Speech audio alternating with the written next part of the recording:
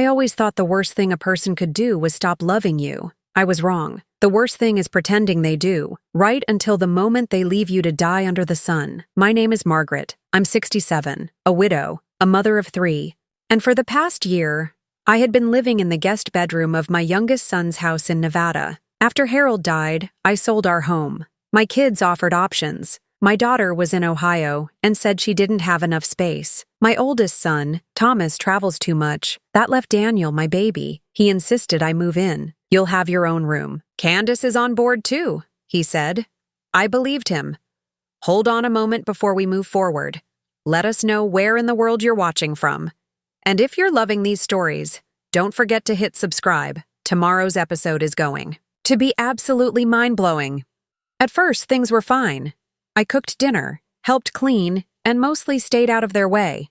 But after a few months, I noticed Candace's behavior changing. She was never warm, but now she barely spoke to me. When she did, it was short, clipped. She made small complaints. My coffee was too strong. I left lights on, the TV volume too high. Daniel, like always, played the peacemaker. Then one morning, Candace suggested a weekend getaway.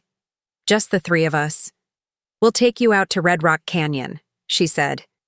You've been cooped up for months. It'll be good for all of us. It felt strange, forced. But Daniel smiled and said, It'll be nice, a change of scenery. We packed light. Daniel loaded up the SUV and they both seemed unusually cheerful. I should have seen it. We drove out into the desert that Saturday morning. They played music, laughed. At one point, Candace reached over and touched Daniel's knee in this playful way that made me feel like I was intruding. I looked out the window, watching the miles of sand and scrub pass by. We stopped at a rest area, just a clearing, really. A pit toilet, a broken picnic, bench, and miles of silence. This is the spot, Daniel said, parking the car. I blinked. The spot? For what? Candace opened the back. Lunch. We brought sandwiches. Let's eat and walk a little. We sat on the bench and ate in awkward quiet. Candace was on her phone. Daniel made a few jokes about the heat.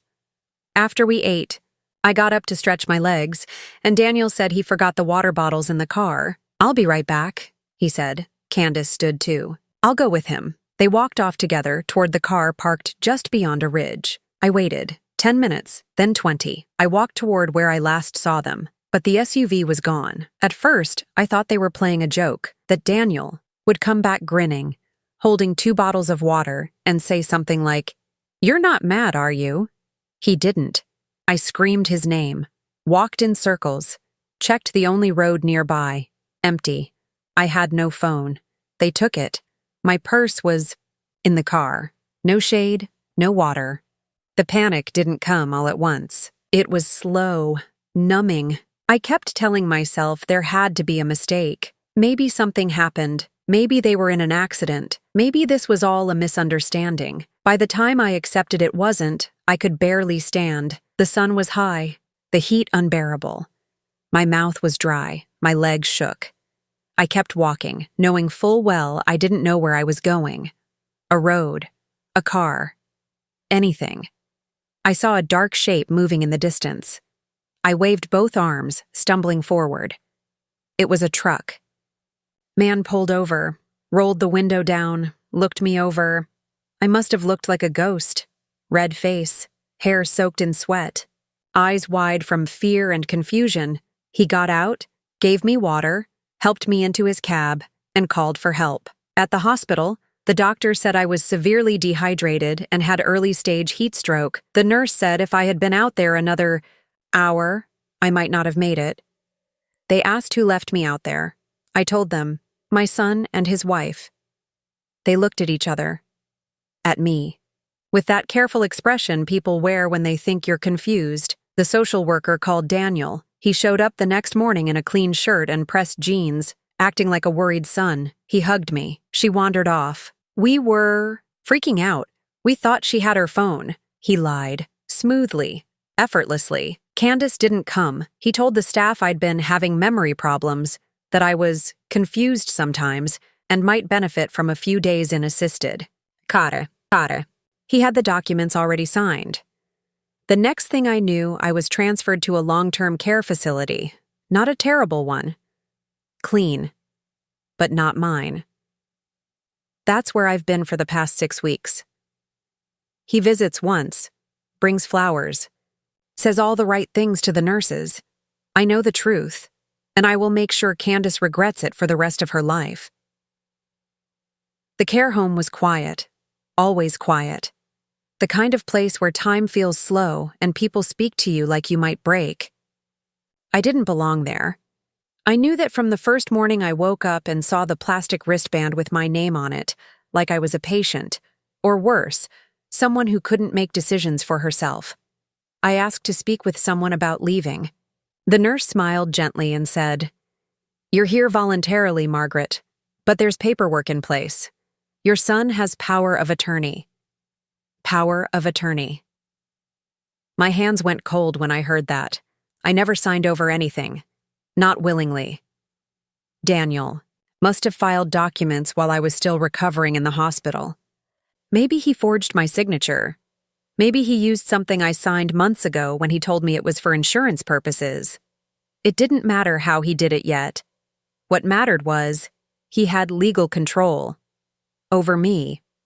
Over my bank account. Over my life. Kept my face neutral, nodded, thanked her, and went back to my room. That night, I stayed up thinking.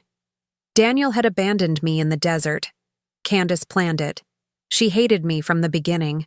The only mistake they made was thinking the desert would be the end. They underestimated how far a woman like me can go once she has nothing left to lose. But I couldn't fight back if I didn't understand how deep the damage was, so I started asking questions. During group activities, I listened, watched. Most of the women there had no one. Their families visited twice a year, if that. I realized fast that being forgotten here was easy. It was what this place was designed for: soft furniture, warm meals, and enough sedation to keep people quiet. But I didn't come here to rest. I came here because I was pushed. The first person I opened up to was a nurse named Tasha. She was in her early 30s with tired eyes and a voice that didn't match her exhaustion. She was the only one who called me Mrs. Keller instead of sweetheart. "I need to use the phone," I told her one afternoon when she brought my medication. "You can use the hallway phone," she said. "Want me to dial someone for you?" "No, I need to make a private call. Not to my family, to a lawyer." She looked at me for a second, then nodded. "I can give you 15 minutes during my break. Don't tell the others." That was the first break in the wall. With Tasha's help, I got in touch with a local elder law advocate. He didn't know me, but when I explained that my son had taken power of attorney under suspicious circumstances and that I had reason to believe he used my accounts without permission, he listened. He asked if I had access to any of my financial documents. I didn't, but I remembered enough. My account numbers, which bank, the balance I had before I moved in with Daniel. He said he would run a quiet check. It would take a few days. In the meantime, I needed to gather more information. I asked Tasha if she could find out what paperwork Daniel submitted. She didn't say yes. But the next day, I found a manila envelope on my nightstand. Inside were photocopies of the documents, a durable power of attorney signed and notarized, a medical directive, a release form giving Daniel full access to my insurance and retirement benefits. None of them had my real signature. The handwriting was similar, but it wasn't mine. And the notary? I didn't recognize the name. When I asked Tasha, she looked it up. The notary had died 6 months earlier. I had proof of forgery. Still, I kept quiet. I didn't confront Daniel. I didn't tell Candace. Let them think I was broken, tucked away somewhere safe and silent. That was their biggest mistake. While I waited for the lawyer's call, I started writing every memory, every red flag. From the moment Candace started pushing for me to move out of the master bedroom into the guest room, from the day Daniel asked me to simplify my bank arrangements, I documented it all in a spiral notebook I kept tucked under my mattress Tasha slipped me a second-hand flip phone 2 weeks later. Prepaid, she said. Only has 100 minutes. Use them smart. I never asked how she got it. I didn't care. On the third week, the lawyer called me back. Margaret, he said, you weren't wrong. There have been withdrawals from your personal account, frequent ones, all of them going to a separate checking account under your son's name. Over $22,000 in the last 2 months. I closed my eyes. Can we press charges? Not yet, he said, but we're getting there. He connected me to a forensic handwriting specialist. I mailed the copied documents with Tasha's help. The specialist confirmed the obvious.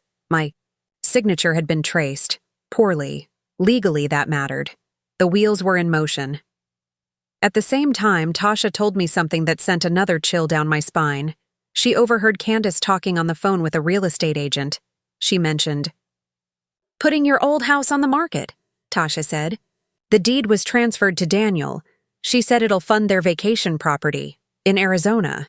They were selling my home, the house Harold and I lived in for 30 years, the house I sold to move in with them. The profit had gone into a savings account. My savings account. Now it was theirs. I asked the lawyer to freeze all activity tied to my Social Security number. He filed for a temporary injunction. It was a start. A way to slow them down. He told me to prepare for a capacity evaluation. The judge would need to hear from an independent physician that I was mentally competent, that I had been tricked, not confused. That was the part I feared. They had laid the groundwork already. She gets confused, Daniel had told the nurses. She wandered off in the desert. She doesn't remember things. They were building a false narrative, and I had to destroy it, so I stopped taking the medication they gave me for sleep.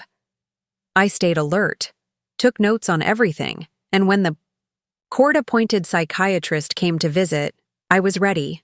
We sat in the dining hall. I asked her name, asked for her credentials. I answered every question clearly, talked about current events, my finances, my former job, my late husband's military, pension. She blinked a few times like she wasn't expecting that level of clarity. Do you know why I'm here, Mrs. Keller? Yes, I said. You're here to assess whether the woman who walked 2 miles through the Nevada desert after being abandoned is mentally competent enough to control her own life. She didn't smile, but she wrote something down. That night, Tasha told me she overheard her say I was sharp as a tack. The report would go in my favor.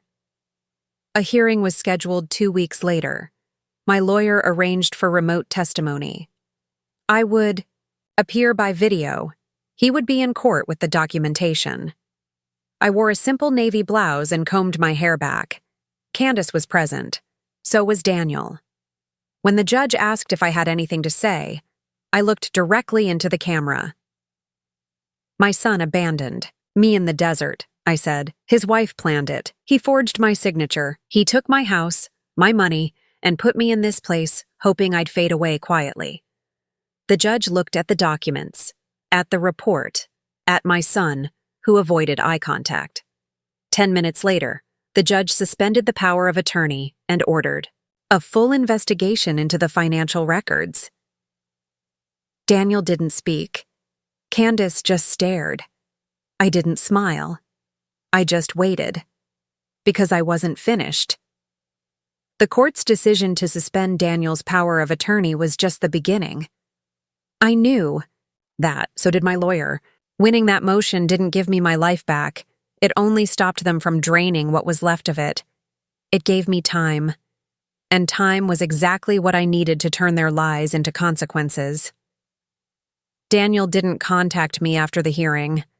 No apology, no explanation, not even a fake excuse. I thought maybe he would at least try to call and justify what he did, pretend it was a mistake, that Candace pressured him. But there was nothing. He knew the game was shifting. And Candace, I'm not sure she even considered that I'd make it this far. In her eyes, I was supposed to be the old woman too weak, too grateful, too dumb to fight back. They miscalculated. In the weeks after the ruling, my lawyer and I worked every day. Tasha remained by my side, slipping me documents, using her access to pull records from my medical chart and staff notes. She found entries where Daniel instructed the nurses not to share financial documents with me, claiming I had episodes.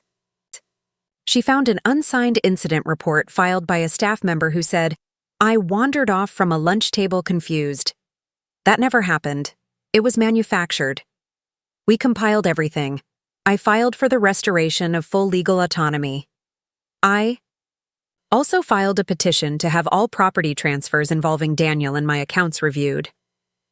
The lawyer told me it wouldn't be quick, but with the forgery proof and the mental health evaluation in my favor, we had leverage. A lot of it. Was finally moved out of the care facility. I wasn't sent home. There was no home to go back to. The house had been sold. That was the next blow. Tasha told me. She came into my room after her shift ended and sat down heavily in the chair across from me. "It sold last week," she said.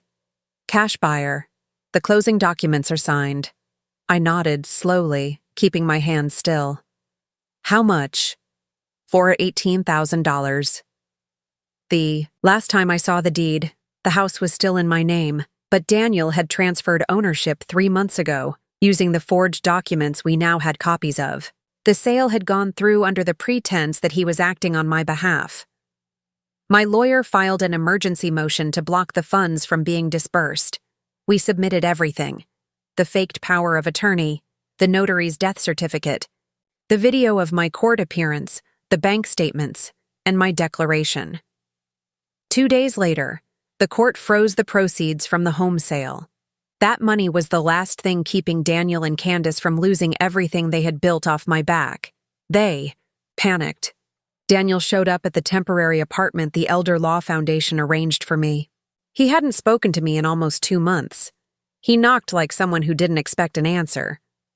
When I opened the door, he had that look on his face, the same one he used to have as a teenager when he got caught sneaking out past curfew. His voice cracked. "Mom, I didn't know where else to go." I stood in the doorway. "You came here alone?" He nodded. "Candace didn't send you?" "No. She's furious. Said I should have handled this better, that I should have made you sign a new set of documents when we had the chance." So she had planned it all. Daniel looked tired, defeated. "I didn't mean for it to go like this," he said. "I just thought it made sense. You didn't need the house anymore. You weren't using the money." I didn't respond. I just let him talk. He started pacing. "Candace said we'd take care of you, that we'd use some of it to make the house nicer for you. But then things changed. You were getting in the way, always asking questions. She said you were interfering." "Stop," I said. He froze. "You left me in the desert." He opened his mouth, closed it. I had blisters on my feet, Daniel. I nearly passed out. I begged for help. You and your wife drove off. His eyes filled with something. Shame, maybe. Fear. Or just the realization that there were no more lies left to tell. "I didn't think you'd try to walk. We thought someone would find you. We weren't." He stopped himself. "Candace said you'd probably wander off anyway, that it wouldn't be hard to frame it that way." "So you agreed." He didn't answer. I stepped back and nodded. Toward the chair. "Sit down." He did, slowly. "You need to listen carefully," I said. "The court has the documents. They have evidence that you and Candace sold my house with forged paperwork. The financial investigation is underway. Once the analysis is complete, they're filing charges, and I won't stop it." He leaned forward. "Mom, no, you already made your choices." He stayed quiet. For once. Then I gave him the only offer he'd ever get from me again. "There's one thing you can do," I said. "Go on record. Tell the court everything. That Candace orchestrated it. That you signed because she told you I wouldn't fight. That you left me in that desert because you thought no one would care." He stared at the floor. "And what if I don't?" "Then you go down with her." The next morning, Daniel called my lawyer and gave a sworn statement. He admitted to forging the documents, following Candace's advice, and agreeing to place me in the care facility to minimize interference. He admitted to abandoning me. In return, he received limited immunity. The prosecution wanted Candace. She had handled the finances. She signed the closing paperwork. She had made every step possible. Candace was served with legal papers the following week. She denied everything. But we had Daniel's testimony. We had the forged notary's record, the financial trail, my restored legal capacity, video recordings, witnesses. Her lawyer tried to negotiate. We said no. She tried to paint me as unstable.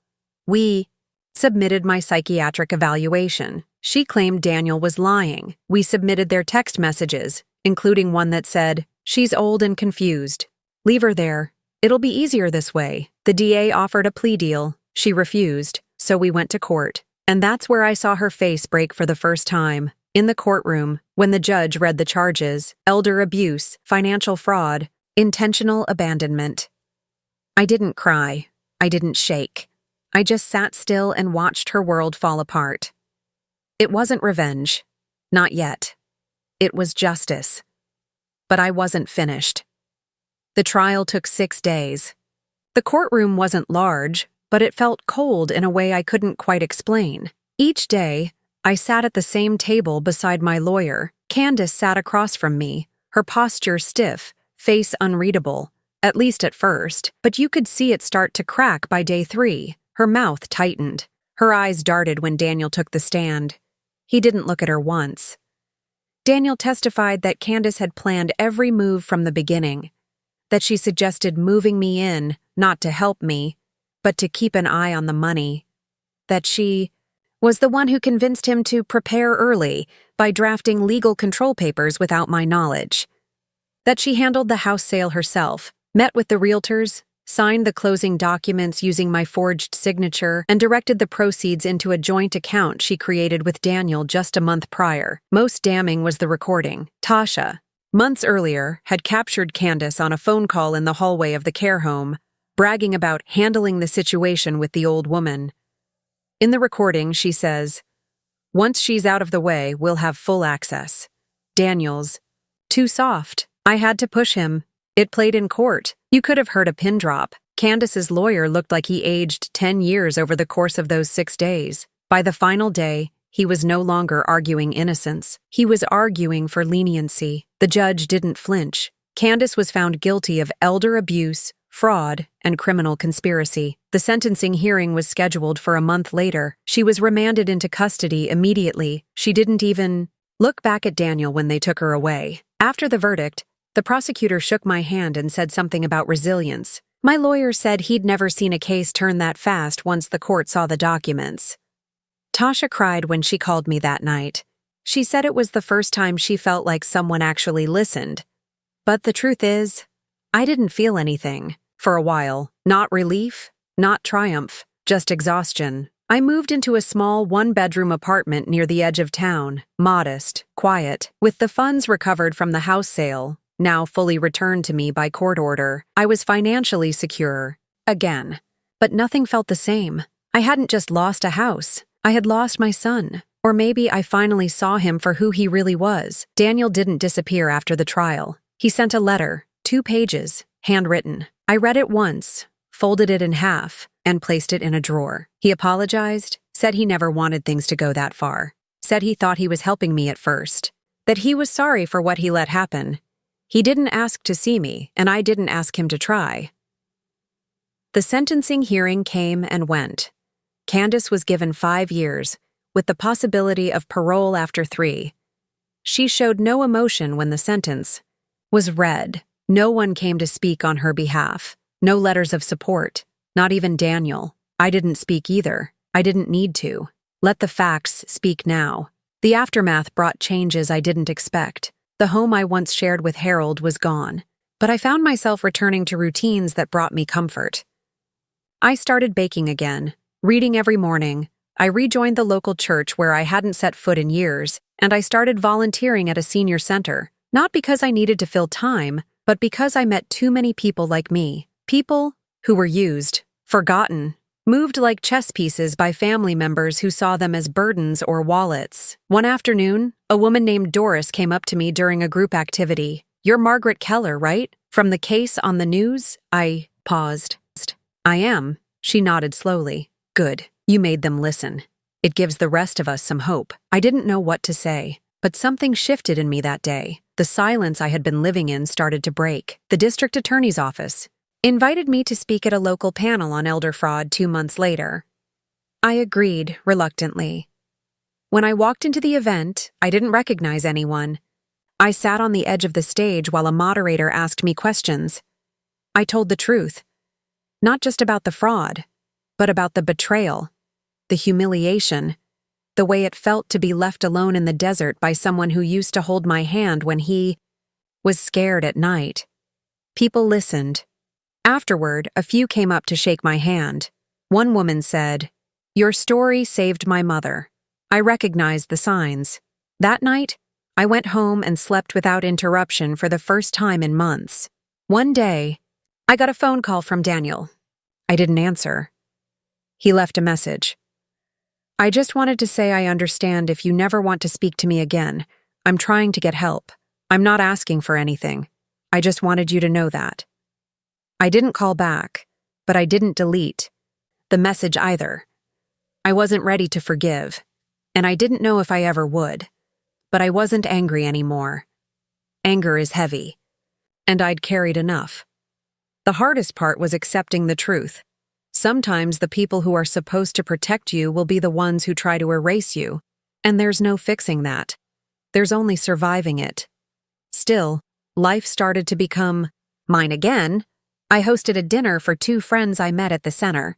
We sat at my small kitchen table. I served pot roast and mashed potatoes. We laughed, told stories, and for the first time, I looked around and thought, this is what peace feels like. I still had the desert in my memory, still had that sun on my skin, the fear in my throat, the dry ache in my mouth. But I also had a key, a door, and no one left to lock me out of my life. 3 months after the sentencing, the calls stopped. Daniel didn't leave voicemails anymore. At first, I thought it was strange. Then I realized it was inevitable. I wasn't answering. He got the message. I never blocked his number. I wanted him to know I still had a choice, to listen or not. That power used to be his. Now it was mine. Life settled into something steady. I started attending weekly luncheons at the senior center. People stopped whispering about my story. It had made the local news. Woman recovers, freedom after sons. Fraud. But just like all stories, people move on. I was fine with that. I didn't want to be remembered for what had been done to me. I wanted to be remembered for what I refused to let continue. I volunteered on Saturdays at the public library, reading to kids in the morning and helping seniors with tech basics in the afternoon. One man, Earl, reminded me of Harold. He was slow to speak but kind, and we always ended up talking too long about weather and bad coffee. It didn't mean anything more than that. But after years of being treated like I was furniture in my own family's house, it was refreshing to talk to someone who looked me in the eye and asked about my day. The financial settlement was finalized in early June. The court awarded full restitution of the house proceeds, minus legal fees, to me. The fraud charges against Candace were part of a plea agreement. She wouldn't serve the full sentence, but she was now legally prohibited from managing finances for any elder again. Her record would follow her for the rest of her life. Daniel didn't testify at her sentencing. I later found out he moved out of the house they once shared and had been living in a small apartment on the east side of town. He wasn't working full-time. He had picked up a job at a car rental desk near the airport. For someone who once told me I was lucky to stay at home all day, that irony wasn't lost on me. I also found out, through a neighbor, that Candace had filed for divorce. She claimed the pressure of the trial destroyed their relationship. But I knew better. Their relationship was built on lies and entitlement. It didn't collapse because of pressure. It collapsed because the foundation was rotten. Still, I didn't smile when I heard the news. I didn't feel vindicated. I felt nothing. That surprised me. I thought I'd want to gloat, feel some sense of satisfaction. But when your son helps someone steal your life, the victories feel small and the healing feels slow. Most days, I still looked over my shoulder when I walked to the market. I still double-checked locks. Not because I feared Daniel would come after me, but because that kind of betrayal doesn't disappear. It rewires your instincts. The only thing that truly felt like progress was what I did with the money. I didn't buy anything extravagant. I didn't move into a luxury condo or take trips overseas. Instead, I set up a small community fund in Harold's name. It helped pay emergency rent for low-income seniors in the area, people who, like me, had relied on family once, only to be discarded when they were no longer useful. The first grant went to a woman named Ruth. Her landlord had tried to evict her after her daughter accidentally forgot to send in the rent. It wasn't an accident. The daughter had moved in with her mother to help out, then drained the account dry. I gave Ruth what she needed to stay. She cried. I didn't. Instead, I told her, "You don't owe me a thank you. Just don't. Let them make you feel crazy. That's what they do first. That's how they get control. Make you doubt your memory, your judgment, your worth." She nodded like someone who had heard those exact words from someone she loved. The fund didn't make headlines. It wasn't big enough to impress anyone. But it helped 3 more women over the next 2 months. That was enough. One afternoon, I was sitting on a bench outside the community center, enjoying the quiet, when Daniel approached me. I didn't see him coming. He just appeared, standing in front of me in a worn jacket and jeans that hadn't seen an iron in weeks. He looked thinner, older. "Hi," he said, hands shoved in his pockets. I didn't respond. He sat down slowly on the other end of the bench. "I figured you might come here," he said. Still, I said nothing.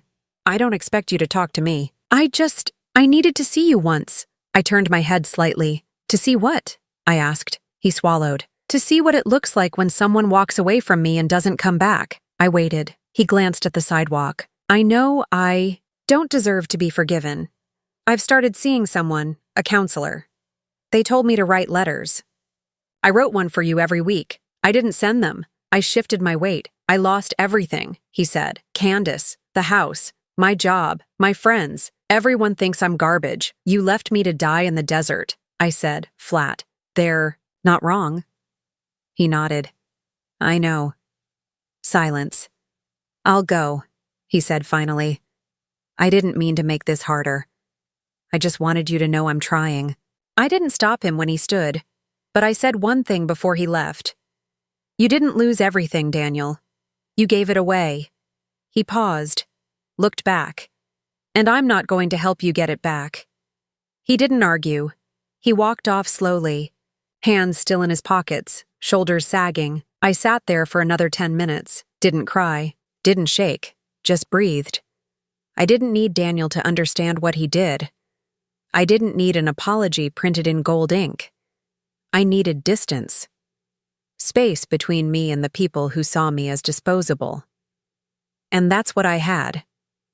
I went home that evening, lit a candle in Harold's name, cooked a small dinner, and added another entry to the binder I kept on my desk.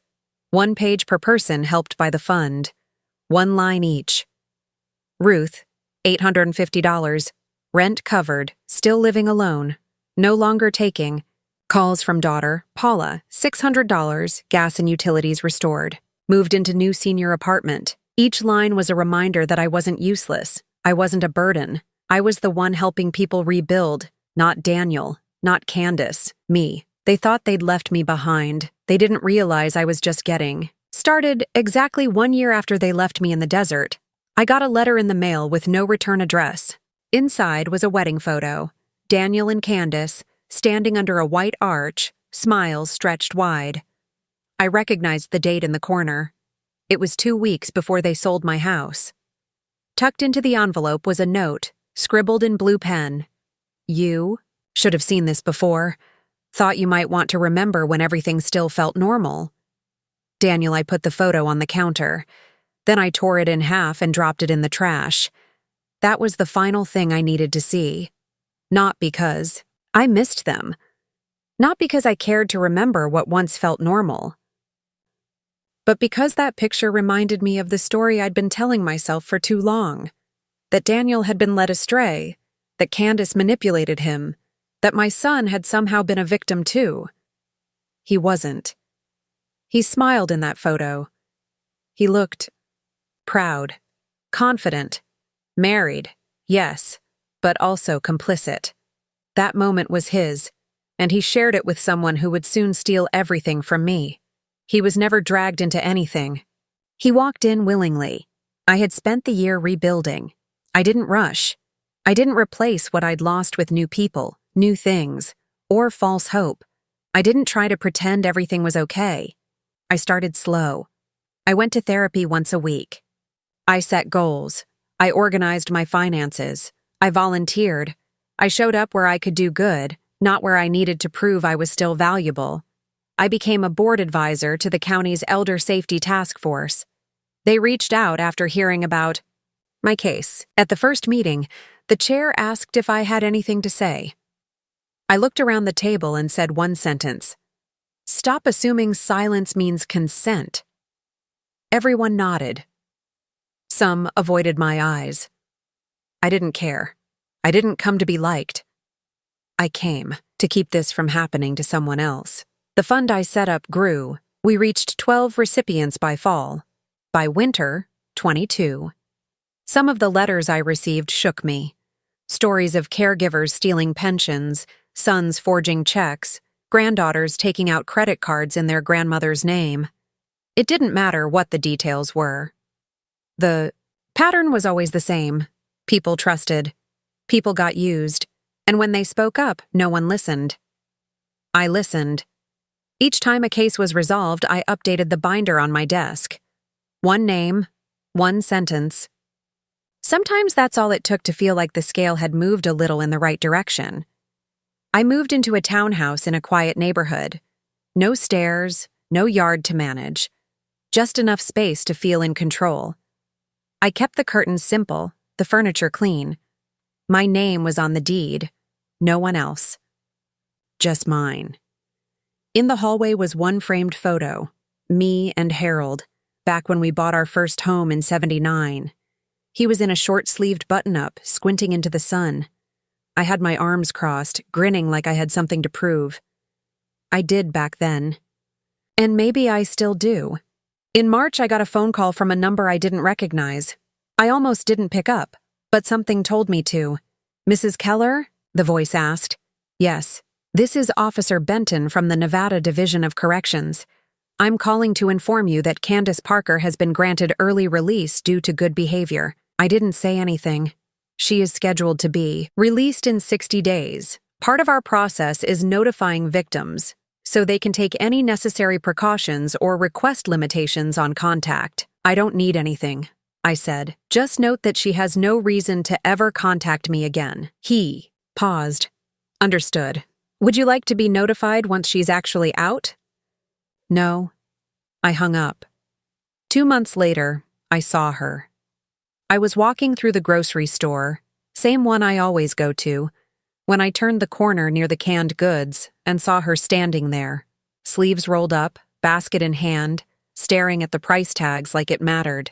She looked smaller than I remembered.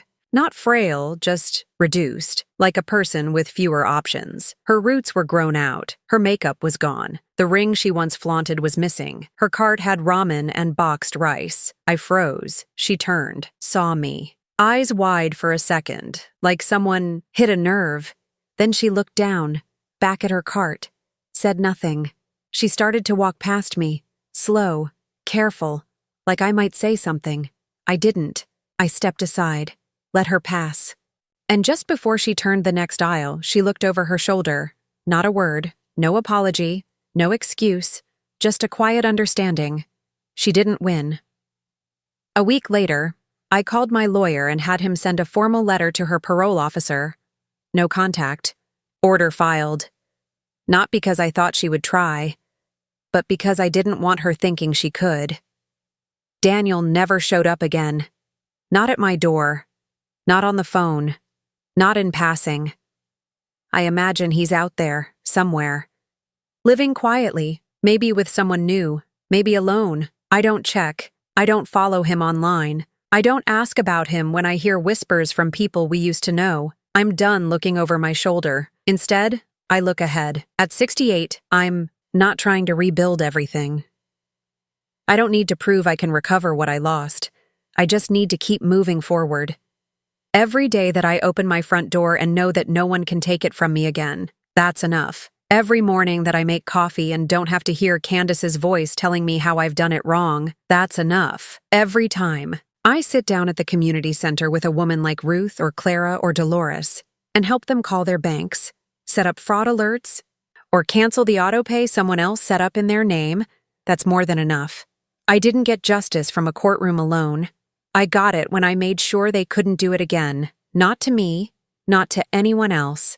And that, more than punishment, more than forgiveness, is what finally gave me peace. It wasn't about revenge. It was about never needing to be rescued again. And now, I never will.